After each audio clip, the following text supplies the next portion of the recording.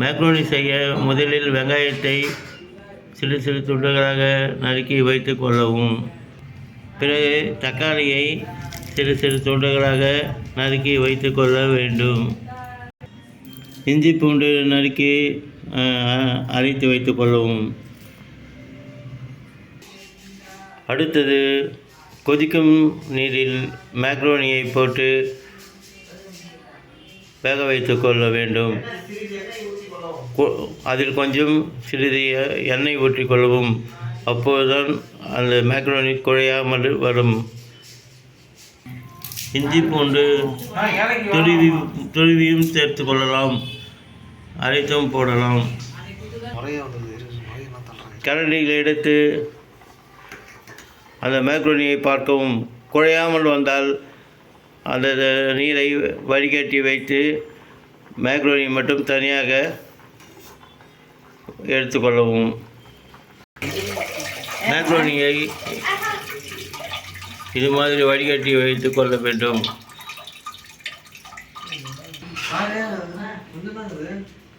வடிகட்டிய பிறகு இது மாதிரி உதிரி உதிரியாக இருக்கும். செய்யலாமா அல்லது கடலை எண்ணெய் ஊற்றி செய்யலாமா?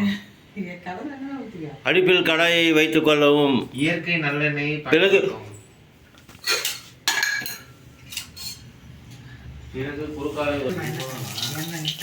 கடாய் நன்றாக சூடேறியதும் அதில் ஆயில் ஊற்றவும்.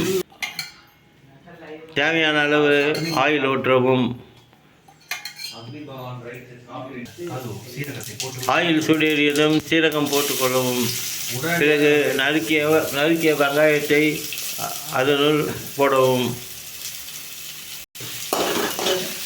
நன்றாக வதக்கவும்.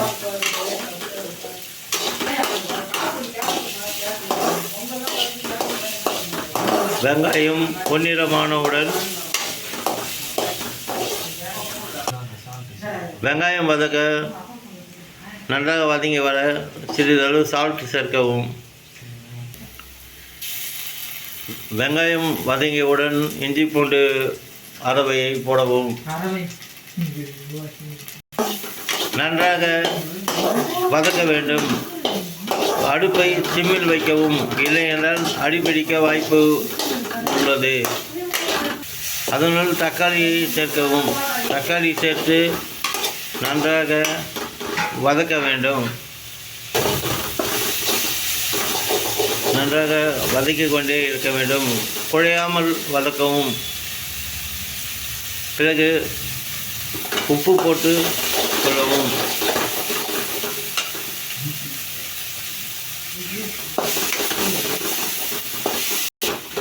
நன்றாக வெந்ததும் கடாயில் அடிப்பிடிக்காத அளவு கிளறி கொண்டே இருக்க வேண்டும். தக்காளி வெங்காயம் குழையக்கூடாது. போடு. தேவைக்கு அளவு உப்பு சேர்க்கவும்.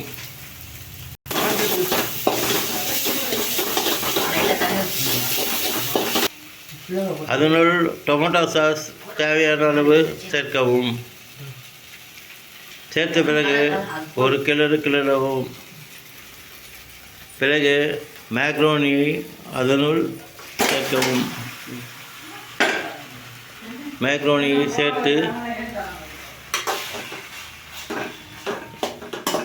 மேக்ரோனி குழையாமல் நன்றாக கிளறி விடவும். அந்த தக்காளி விழுது எல்லா இடங்களில் படும்படி நன்றாக கிளற வேண்டும். நன்றாக கிளறி விடவும். அதனுள் மேகி மசாலா சேர்க்கவும். மேகி மசாலா சேர்த்தவுடன் நன்றாக கிளற வேண்டும்.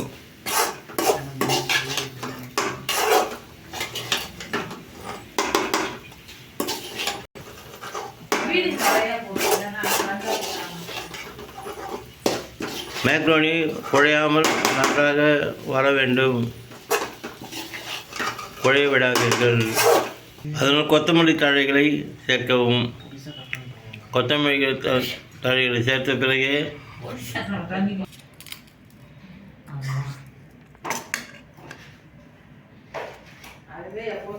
மேக்ரோனியை தட்டில் போட்டு வயிற்றுக்கு கொட்டிக்கொள்ளவும்.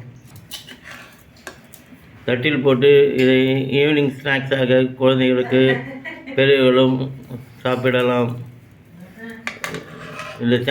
இந்த வீடியோ பிடிச்சிருந்தால் சப்ஸ்கிரைப் பண்ணுங்கள், லைக் போடுங்க.